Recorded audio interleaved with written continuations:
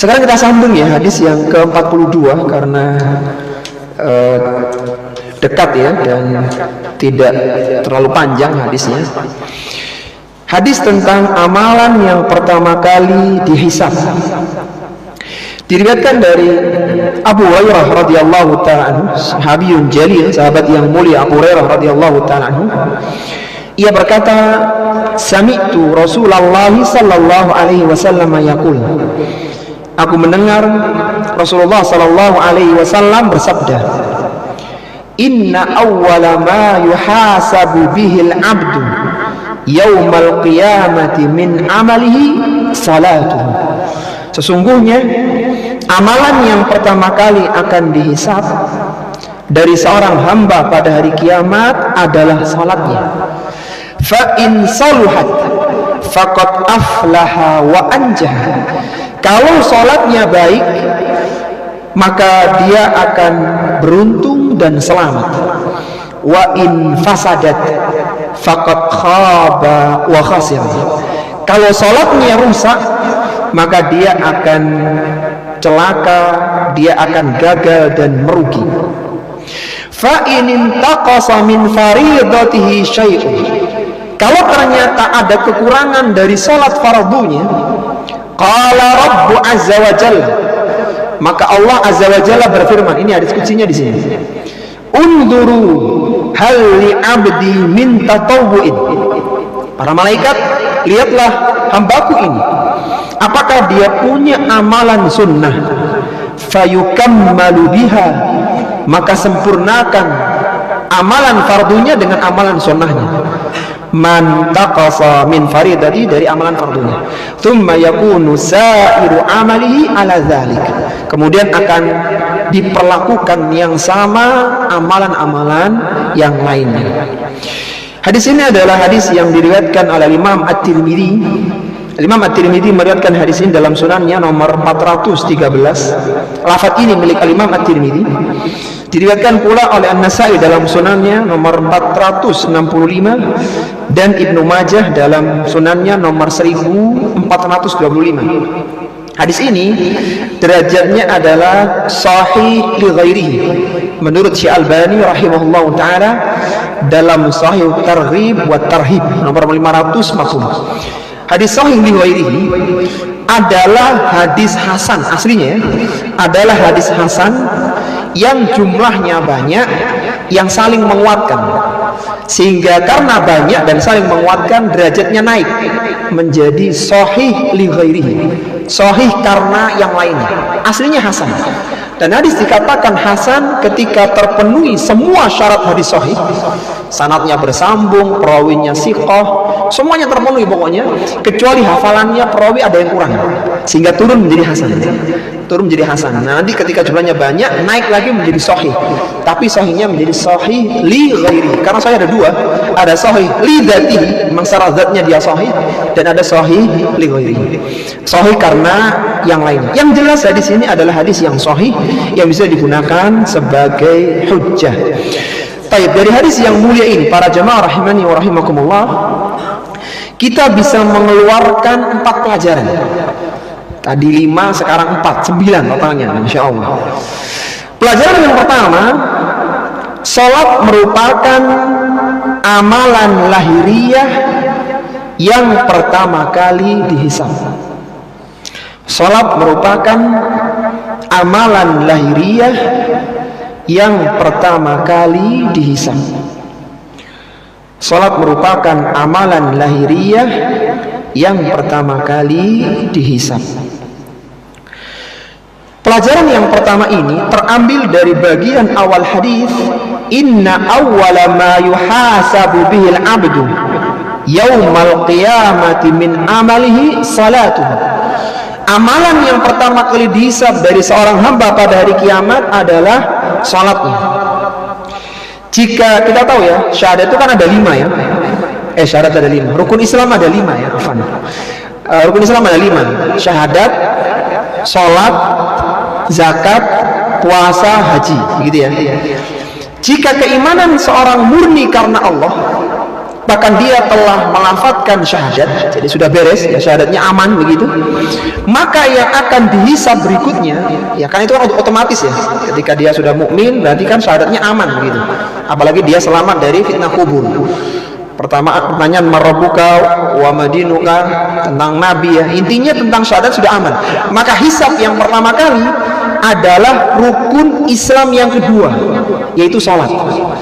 Syahadat ini adalah amalan batiniyah, artinya kan selain diucapkan ya, keimanan itu kan batin gitu ya, batin, lebih kepada keyakinan, ke akidah.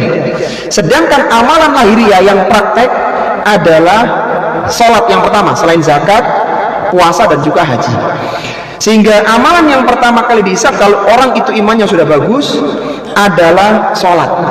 Karena sholat adalah tiang agama, sholat adalah amalan yang berulang kali dilakukan, sehari 5 kali. Bahkan sholat senantiasa dilakukan selama orang masih hidup, baik itu dia mukim, safar, sakit, sehat, laki perempuan, pokoknya hidup sholat. Karena demikianlah urgensi sholat, maka sholat pun menjadi pertanyaan pertama sebelum amalan-amalan yang lain, amalan fardu yang lainnya. Itu amalan zahir, amalan lahir, amalan lahir ya. Rukun Islam yang pertama setelah yang syahadat ya, maka sholat. Adapun amalan hamba yang berkaitan dengan kesyukuran, tadi kan amalan ibadah ya. Sekarang amalan hamba terhadap kesyukuran. Kan hamba ini bisa hidup dengan nikmat Allah Subhanahu wa taala. Maka kesyukuran hamba akan ditanya pertama kali oleh Allah Subhanahu wa taala. Dalam sisi syukur enggak sih hamba ini? Kalau kan ibadah enggak tuh hamba, itu sholatnya. Adapun kesyukuran yang ditanya adalah tentang apakah dia bersyukur atau tidak. Kata Nabi sallallahu alaihi wasallam, "Inna awwala ma yus'alu anhu yaumal qiyamah ya'nil 'abda minan na'im an yuqala lahu alam nusihha laka jismaka wa nurwika minal ma'il barid." Yang pertama kali Allah tanya pada hari kiamat dari seorang hamba tentang kenikmatan, Allah akan tanya, alam nusihha laka jismaka, bukankah aku dulu telah menyehatkan jasadmu, badanmu sehat, wa nurwika minal ma'il barid, aku telah memberikan air yang sejuk untukmu. Artinya mana syukurnya? Dan diantara bentuk syukur adalah menggunakan nikmat itu untuk ibadah kepada Allah Subhanahu wa taala. Nabi pernah keluar ya, waktu itu pernah Rasulullah sallallahu alaihi wasallam, Abu Bakar dan Umar keluar di malam hari karena lapar. Kemudian ada salah seorang sahabat yang menjamu makan malam dan mereka makan hingga kenyang. Kemudian beliau bersabda, "Walladzi nafsi biyadihi," demi yang jiwaku berada di tangannya, "la tus'alunna," sungguh benar-benar kalian akan ditanya, "an hadzal na'im," tentang nikmat makan malam ini. Makan malam zaman dulu ya, bukan kayak kita sekarang prasmanan semua ada. Dulu sederhana sekali makannya. Kata Nabi, "la tus'alunna an hadzal na'im," sungguh benar-benar Allah akan tanya nikmat makan malam ini yaumal qiyamah, pada hari kiamat besok. "Akhrajakum min buyutikumul ju'," tidak ada yang menjadikan kalian keluar rumah kecuali lapar yang melilit perut kalian. "Tsumma lam tarji'u hatta asabakum hadzal na'im," dan kalian tidak pulang kecuali kalian sudah kenyang. Bayangkan jemaah, makan malam zaman dulu itu akan dihisab oleh Allah. Apalagi makan siang yang berlimpah, ya makanan yang banyak, prasmanan, subhanallah. Tentunya akan ditanya oleh Allah Subhanahu wa taala. Kata Allah Subhanahu wa taala di akhir surat At-Takatsur, "Tsumma latus'alunna yauma idzin 'anil na'im." Sungguh benar-benar kemudian kalian akan ditanya tentang kesyukuran kalian pada hari kiamat, tentang kenikmatan itu. Kata Al-Hafidz Ibnu Katsir ketika menafsirkan ayat yang mulia ini, "Tsumma latus'alunna yauma idzin an syukri," kalian akan ditanya tentang kesyukuran kalian, "ma an'amallahu bihi 'alaikum," yang telah Allah berikan kepada kalian, "minas sihhati," dari kesehatan. Allah memberikan kesehatan di tengah banyak orang yang sakit, itu nikmat. "Wal amni," rasa aman di tengah ada yang dalam ketakutan. "War rizki," rizki. "Wa ghairi dzalik," dan yang lainnya, ma idza qabaltum bihi ni'matun min syukrihi wa ibadatihi. Apakah nikmat itu telah disyukuri dan telah digunakan untuk beribadah kepada Allah Subhanahu wa taala. Jadi semoga ya duduknya kita di majelis ini di antara bentuk syukur kita kepada Allah. Kita diberikan kesehatan, kita menggunakan kesehatan untuk beribadah kepada Allah dengan belajar ilmu agama. Karena itu akan ditanya oleh Allah pada hari kiamat. Pertanyaan tentang nikmat itu Allah berikan kepada semua manusia, baik mukmin maupun yang kafir. Kalau untuk orang yang beriman, maka dia akan ingat nikmat itu dan dia gembira. Dulu aku diberikan kesehatan, dan di antara bentuk syukurnya kita menggunakan dengan ibadah, dengan hadir di majelis ilmu. Sedangkan untuk orang kafir ditunjukkan nikmat-nikmat, diberikan kekayaan, kemewahan, kedudukan, maka semakin dia menyesal. Karena semakin banyak nikmat, semakin banyak pertanggungjawabannya. Itu amalan yang berkaitan dengan kesyukuran. Jadi ada amalan pertama, amalan lahiriah sholat, ada amalan kesyukuran hamba. Yang ketiga, ada pertanyaan tentang amalan yang berkaitan dengan sesama hamba. Kan sama hamba ini berpotensi terjadi kezaliman. Maka pertanyaan yang pertama kali Allah tanya masalah pembunuhan. Zalim yang besar adalah ketika seorang melakukan pembunuhan. Kata Nabi sallallahu alaihi wasallam, "Awwalu ma yuqda bainan nas yaumal qiyamati fid dima." Yang pertama kali Allah putuskan di antara para hamba pada hari kiamat adalah tentang masalah darah. Jadi pembunuhan tidak akan Allah biarkan sampai hari kiamat. Allah akan sidang pertama kali kedoliman itu. Kenapa dibunuh? Kenapa melakukan pertumpahan darah? Jadi ada tiga amalan yang pertama ditanya. Sholat ketika konteksnya adalah amalan lahiriah, kemudian kesyukuran nikmat, dan masalah darah kalau konteksnya itu adalah sama hamba. Antara hamba dengan Allah yang Allah tanya sholat, antara hamba dengan hamba yang Allah tanya masalah darah, masalah pembunuhan. Kemudian pelajaran yang kedua, anjuran untuk menjaga sholat fardu. Anjuran untuk menjaga salat fardu. Anjuran untuk menjaga salat fardu. Disebutkan dalam hadis tadi, fa in saluhat faqad aflaha wa anjaha. Kalau salat fardunya baik, maka dia beruntung dan selamat. Wa in fasadat faqad khaba wa khasir. Kalau dia salatnya buruk, maka dia gagal dan merugi. Seorang muslim dan muslimah yang amalan fardunya baik, dalam konteks ini sholatnya baik, maka dia tidak akan mengalami proses hisab yang sulit. Maka dia hisabnya itu mudah gitu ya. Sebagaimana disebutkan dalam riwayat yang lain yang diriwayatkan oleh Abu Dawud dan juga Al-Hakim, Nabi SAW bersabda, "Inna awwala ma yuhasabun nasu bihi yaumal qiyamati min." Lihatlah salatnya hambaku, atammaha am naqasah. Lihatlah salat fardunya, sempurna atau kurang. Perhatikan lanjutan hadisnya sehingga ini menjadi pelajaran kedua kita. Fa in kanat tamatan. Kalau salat fardunya itu sempurna, bagus salat fardunya, kutibat lahu tamah, maka ditulis sempurna salatnya. Salat subuh sempurna, zuhur luar biasa, asar mumtaz, maghrib istimewa. Jadi sempurna semuanya. Maka nggak perlu dilihat-lihat lagi yang amalan sunnahnya, qobliyah ba'diyah pasti sempurna sudah. Jadi mudah dia. Wa in kana taqasa minha syai'an. Kalau ternyata salat fardunya kurang, subuhnya kurang, kesiangan, duhurnya apalagi, asar kelewatan, banyak masalah, maka Allah baru bertanya, unduru hal li abdi min tatawwu'in. Coba lihat, hambaku punya amalan sunnah enggak? Fa in kana lahu tatawwu'un qala, kalau ada amalan sunnah, atimmu li abdi faridatahu min tatawwu'i, maka sempurnakanlah amalan fardu itu dengan yang sunnah. Thumma tu'khadul a'malu ala dzalikum. Kemudian diperlakukan yang sama di amalan-amalan lain. Jadi selain sholat juga dilakukan hal yang sama. Ini menunjukkan para jamaah, amalan fardu itu lebih utama, lebih prioritas daripada amalan sunnah. Jangan terbalik ya.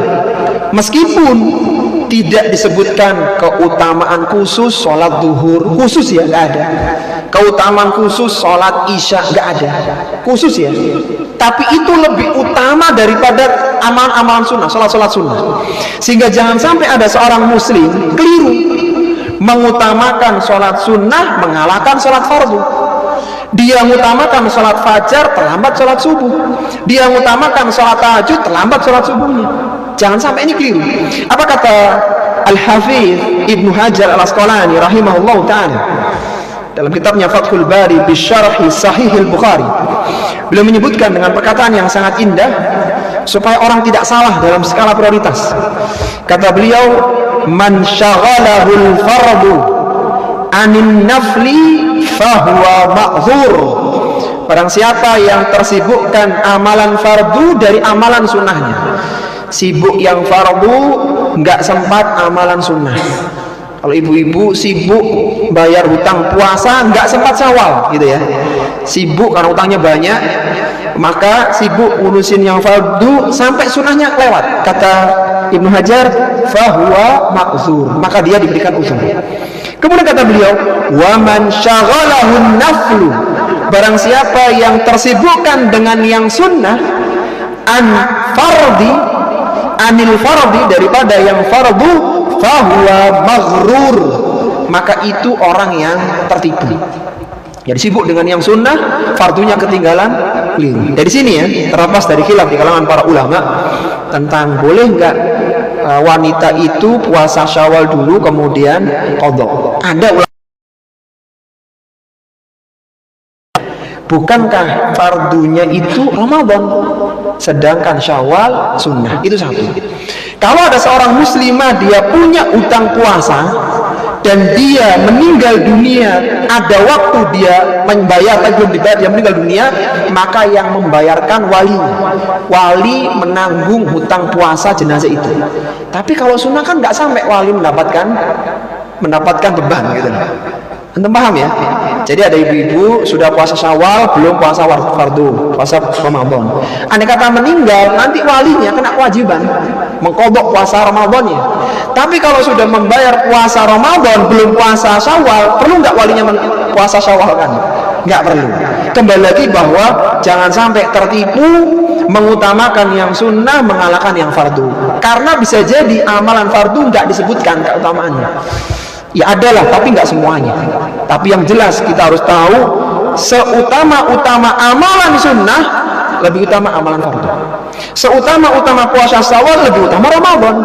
Seutama-utama sholat sunnah fajar qobliyahnya lebih utama sholat subuhnya. Jangan kebalik. Sholat fajar di rumah nyampe masjidnya salam, terlambat. Keliru ini. Harusnya utama sholat subuh ya. Jadi kembali lagi skala prioritas ya. Meskipun kita berusaha fardu dapat, sunnah dapat. Tapi kalau fardunya aman, Allah nggak tanya lagi sunnahnya. Kalau sunnahnya aman, ini yang akan melengkapi fardunya gitu. Jadi utamakan yang fardu, jangan tertipu mengutamakan yang sunnah di atas yang fardu. Kemudian pelajaran yang ketiga, amalan sunnah akan menyempurnakan kekurangan amalan fardu. Amalan sunnah akan menyempurnakan kekurangan amalan fardu. Amalan sunnah akan menyempurnakan kekurangan amalan fardu. Pelajaran yang ketiga ini terambil dari potongan hadis, fa in taqasa min fariidatihi syai'un. Kalau ada kekurangan dari amalan fardunya, qala rabbu azza wa jalla unduru hal li 'abdi min tatawwu'in. Allah berfirman ke malaikat, lihat apakah hambaku punya amalan sunnah, fayukammalu biha man taqasa minal fariidah. Maka sempurnakanlah amalan fardu itu dengan amalan sunnahnya. Ini juga mengingatkan kepada kita anjuran untuk melakukan amalan sunnah, memperbanyak amalan sunnah, terutama setelah amalan fardu ya. yang jelas setelah amalan fardu begitu ya. Jadi kita dianjurkan memperbanyak amalan sunnah seperti sholat sunnah, sedekah sunnah, haji sunnah. Ya kita dianjurkan. Kenapa ya? Karena amalan itu akan menyempurnakan kekurangan dari amalan fardu. Amalan fardu itu apa aja sih?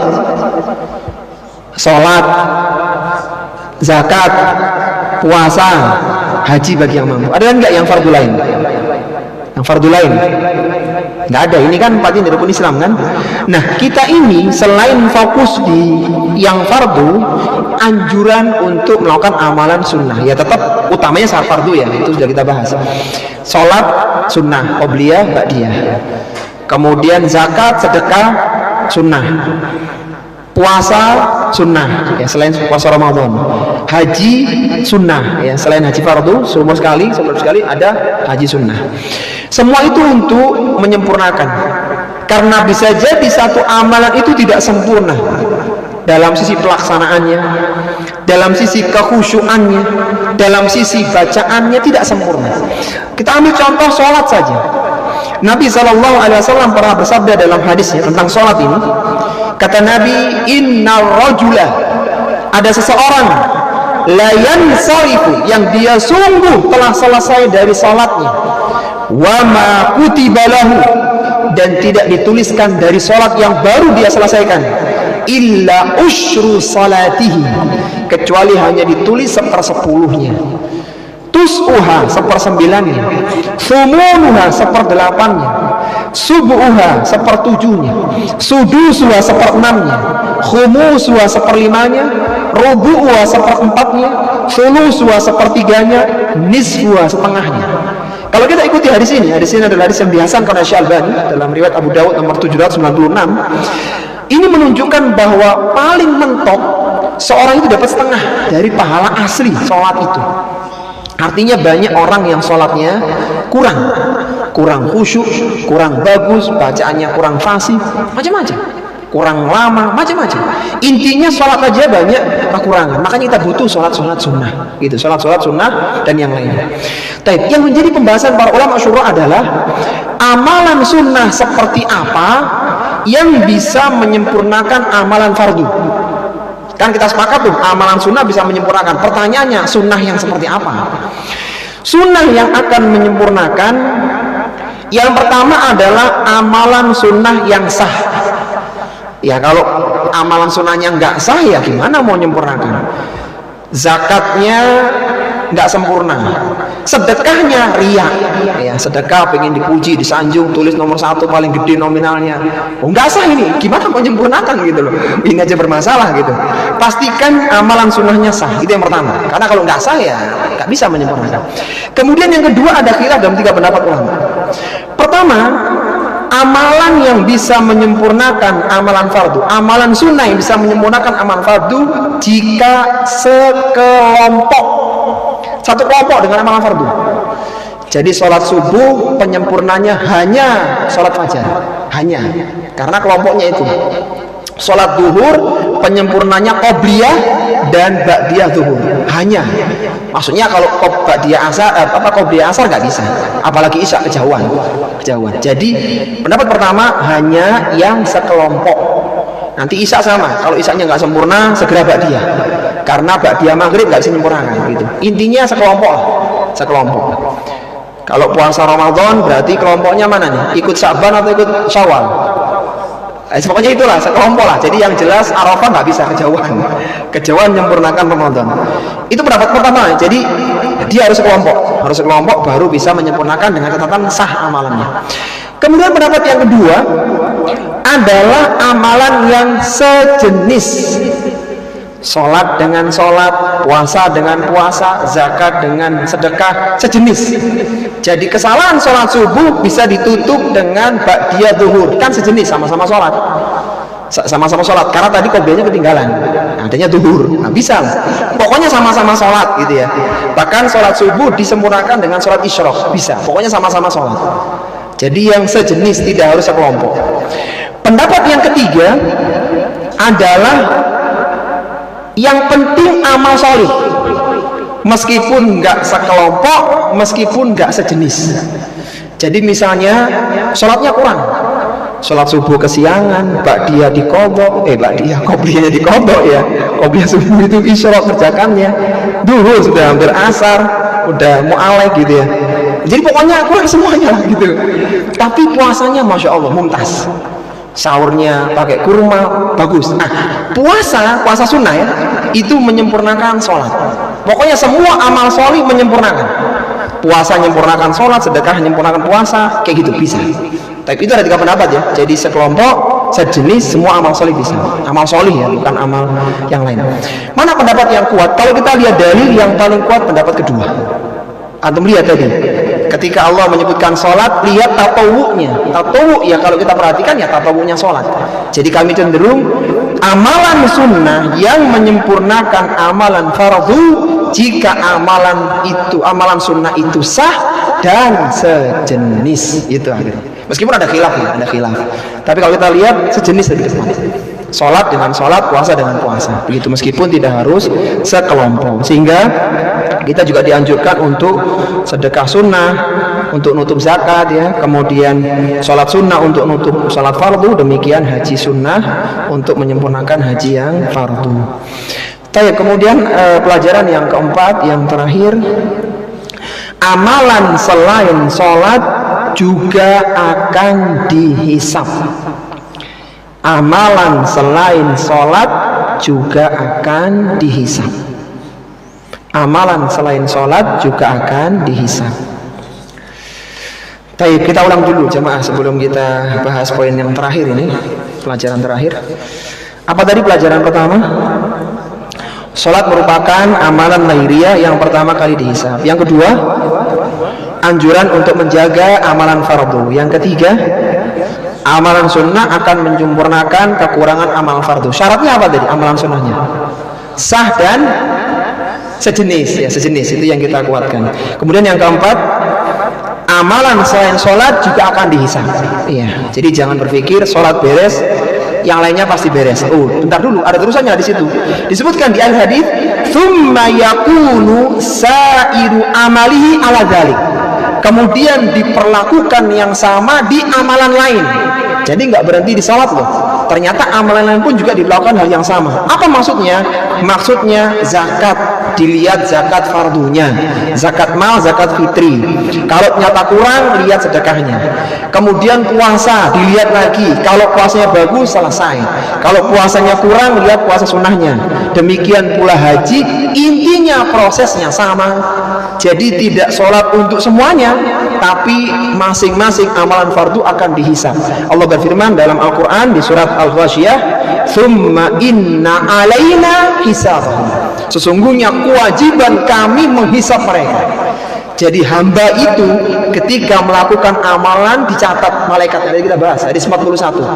Kemudian nanti dihitung, dilihat, oh ini sholatnya nggak pas, oh ini keliru, ada nggak disempurnakan, disidang sampai nanti ada keputusan surga atau neraka.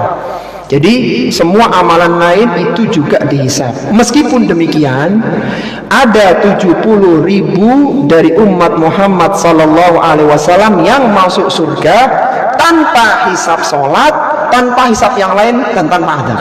Dan semoga kita semua termasuk di dalam 70.000 itu. Sebagaimana kata Nabi, sebagai penutup ya, kata Nabi, "Uridat alayyal umamu." Ditampakkan kepadaku umat, fa akhadhan nabiyyu yamurru ma'ahu al-umam.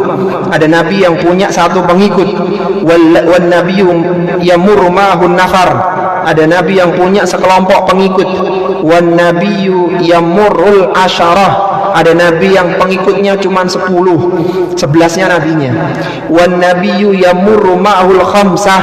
Ada nabi yang cuma 5-6 nabinya. Wa yamurru wan nabiyyu yamurru wahdah. Ada nabi sendirian. Pengikut enggak, follower enggak ada, sendirian nabi. Macam-macam.